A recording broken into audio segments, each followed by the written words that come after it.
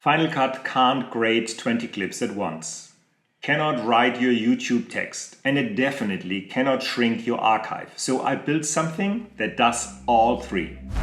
This is Creator Companion. It does 3 jobs Final Cut leaves you on your plate. Edge color grading by role, ready to paste YouTube descriptions, and smart archiving that only keeps the footage you actually used. In the next few minutes I'll show you exactly how each one works and where the limits are, because there are a few you should know before you trust it with your media. For us, this replaced about half an hour of clicking on every single project. Your mileage will depend on how messy your timelines are. Quick context first. There are 2 versions. The regular Creator Companion lives in the App Store. It does the color grading and reads your YouTube description automatically.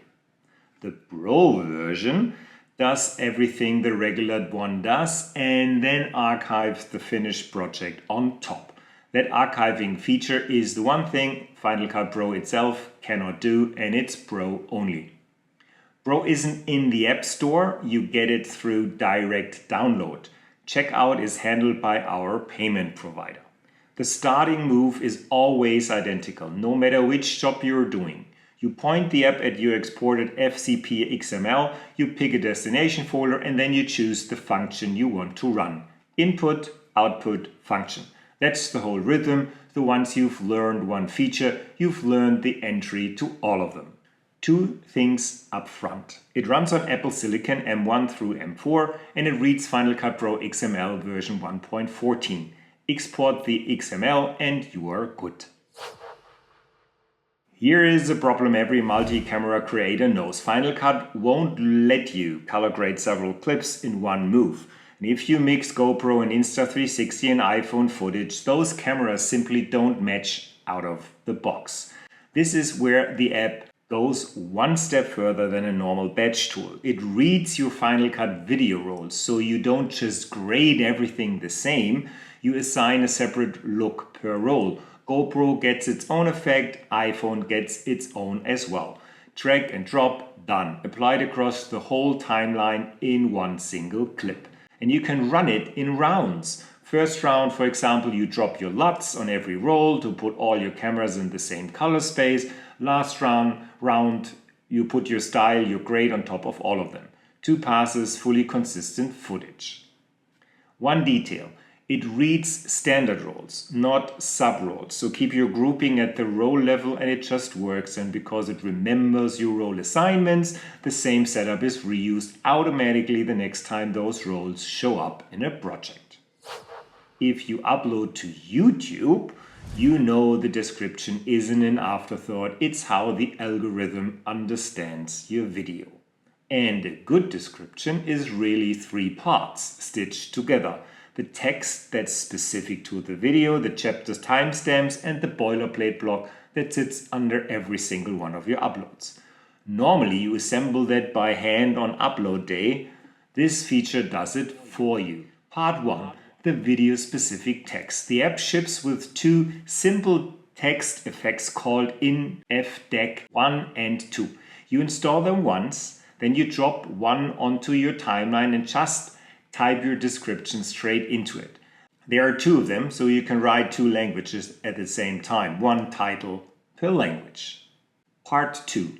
The chapters. If you work with chapter markers in Final Cut, the app reads them automatically and builds your timestamps for you. No more scrubbing the timeline, writing down times by hand.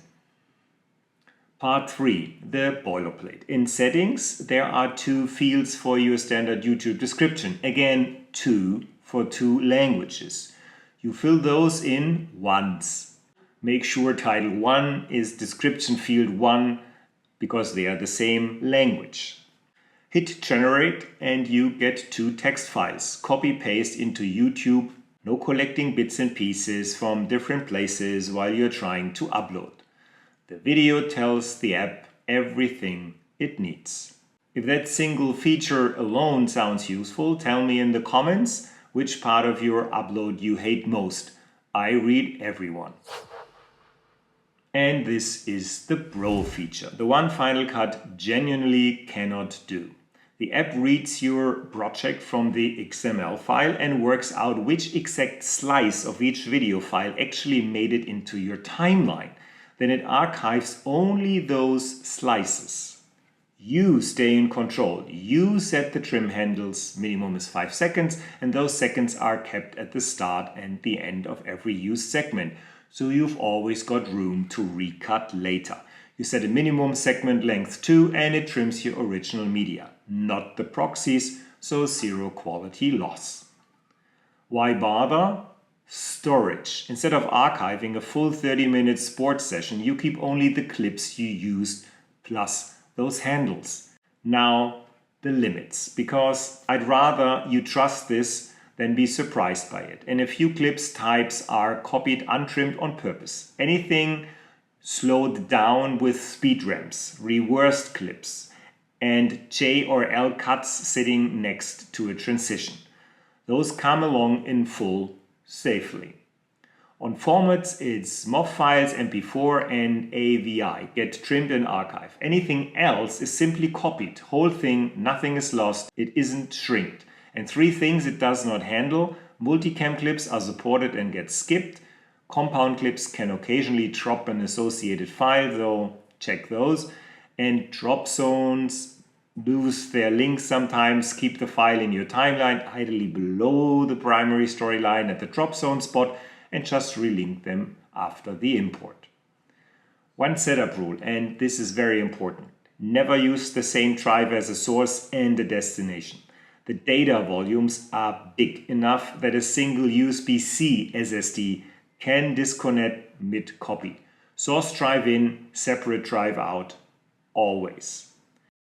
When you re-import, Final Cut might throw a warning or two: object not within an edit boundary or an unexpected value. Those come from Final Cut's own XML behavior, not from the app. Your original XML shows them too. The project imports correctly. You can safely ignore them.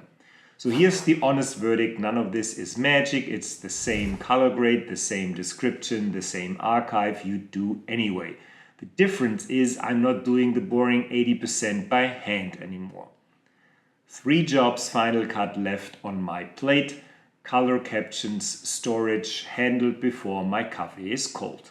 That's my workflow for our footage. Yours will maybe look a little different, but the time it gives you back is real. So what's the one post-production job you'd hand off first if you could? Drop it below. If it's the storage one, the pro version is where to look. Everything else lives in the regular app as well. Full feature list and the exceptions in detail are on the product page, link in the description. And if you want the deeper dive on the archiving maths, well, that's maybe another video.